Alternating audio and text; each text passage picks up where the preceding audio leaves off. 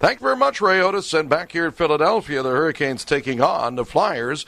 And it's time for another edition of Kaiton's Corner, where you make the show possible with your lucid questions. If you've got a good question for me, send it along to Chuck K at CarolinaHurricanes.com. That's Chuck and the letter K at CarolinaHurricanes.com. It can be anything about statistics. It can be about the history of the game, the rules, anything about the Hurricanes or the NHL in general. And you can send your question along via the internet to Chuck and the letter K at CarolinaHurricanes.com. One thing we want from you is your full name and where from you are emailing us. So that is salient information that we need from you if we want to put your question on the air, as we will for Joshua Waters of Raleigh, North Carolina. Joshua, thanks very much for listening. He says he's been a fan since the 05-06 season. Don't know much about the Hurricanes, but it seems like many players in the NHL have been through the organization, including many obscure players, as he puts it. Why have so many players come and gone? Well, that's just the nature of the beast today in the National Hockey League, Joshua, and every team goes through that today, especially with free agency at a lower age, and the number of players both in Europe and Russia and United States and Canada. There are so many players to choose from that their shelf life, unless they are one of the more elite players, is not a very long one. I don't know if you realize this, being a new fan, but the average number of years tenured in the National Hockey League is 5. That's the average, and I think most players would tell you if they could play 5 years in the National Hockey League, they would be ecstatic. Most average players, because that is something that is just the nature of all professional sports, really. You have the prime of your career anywhere from probably the age of 23 to the age of 28.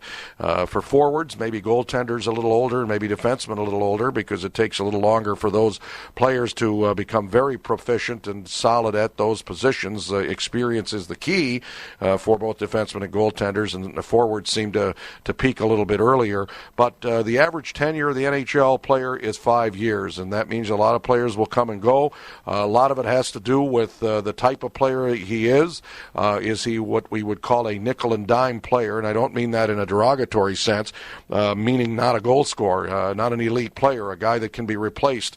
I know our old general manager back in Hartford, Emil Francis, among others, used to call them the 2s and 3s in references to cards. Maybe they weren't aces and kings. Certainly those aces and kings have a longer tenure in the league. People like Ron Francis or some of the elite players that I've seen in the organization's history, including a lot of those today that have been stalwarts, Stahl being the operative name, and among others. But there have been other players that have just, by the fact that they are third and fourth line forwards, or maybe fifth or sixth defensemen, are just players that can be replaced with other players who are either younger or they are more proficient at doing that job, whether it's penalty killing, being a fourth-line player, a good foot soldier, a character guy. Unless he's an elite player, you're going to see a lot of shuffling. And so that's just the way it is, Joshua, in hockey as well it is in other sports. So thank you very much for your question. I know you haven't been around long with a lot of the players, and I've seen it all. I mean, I've gone back to the 79-80 season, and I think the most players this organization ever used was in the 1982-83 season when they were in Hartford. That was just a dreadful year. Only 19 wins on an 82-game schedule. 19 wins, 54 losses, and 13 ties. And I'll tell you, I was rooting for those 13 ties back in those days. But I think a record 45 players were used by the Hartford Whalers that season. That's unusual. And I know that the Pittsburgh Penguins that year or the year before used probably 50 players in the pre-Mario Lemieux era. And so it happens.